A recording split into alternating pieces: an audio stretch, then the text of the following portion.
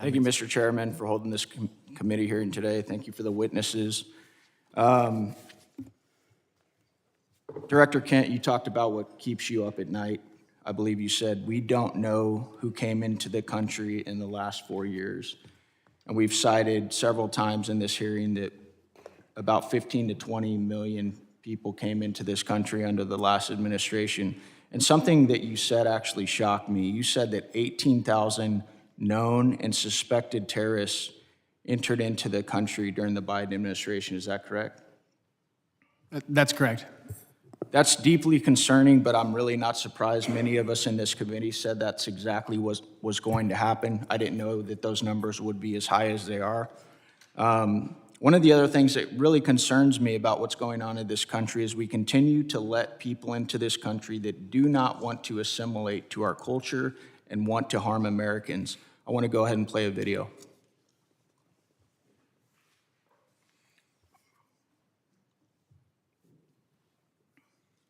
Law should be above the U.S. Constitution. Yes. Yes. Should Sharia law be over the U.S. Constitution? Yes.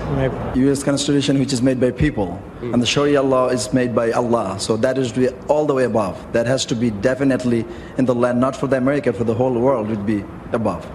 So that law should be above the U.S. Constitution. Yes. Do you feel more comfortable living under American law, or do you feel more comfortable living under Sharia law? Sharia law. I'm a Muslim. I prefer Sharia law. Sharia law, yes. You prefer Sharia law over American law? Of course, yeah. They always can come with the same accusations. This speaker supports death penalty for homosexuals. This speaker supports death penalty for this crime or that he is homophobic. These are general views that every Muslim actually has.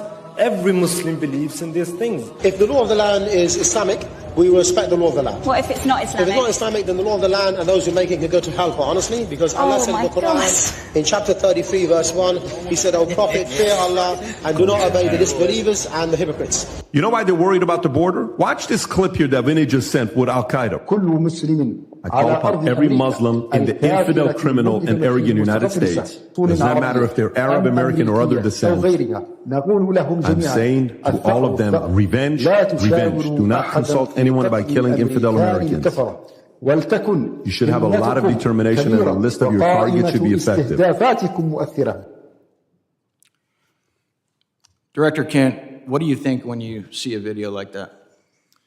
I think we didn't have control of our borders, and we don't know who's come into our country. However, we have had around 2.7 million individuals from Muslim countries and Muslim regions who came in under the Biden administration, who went through minimal to no vetting whatsoever, who probably share values like the folks that you saw on the screen. Director Kent, are you aware that when we invite people into this country and they become citizens, they swear an oath to defend and support the Constitution and the laws of the United States of America and against all enemies, foreign and domestic? Yes. What do you believe the long-term consequences will be if the United States continues admitting individuals who either openly reject assimilation into American civic culture or who falsely swear an oath to uphold the Constitution despite having no intention of honoring it? We simply won't have a country anymore as we know it. I think we can look to Europe and to the UK to see exactly where this leads. I agree 100%.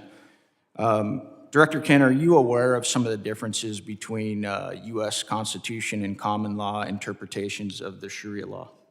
I am broadly, yeah.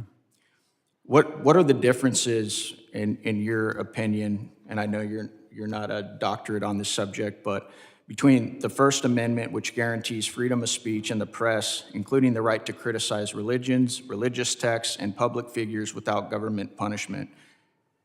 Yeah, the freedom of speech, I think, is huge because you don't have that under Sharia law, and you also don't have the assumption of innocence under Sharia law as we do.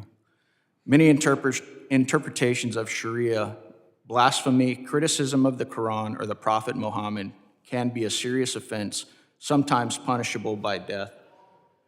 And there are many others that I don't have time to get to, but I wanted to bring that up today so that Americans understand the differences and why we need to be very careful about who we let into this country. I thank you guys for the work you do. I thank you for those underneath you working so hard to keep the American citizens and people safe. Thank you, Mr. Chairman. I yield back.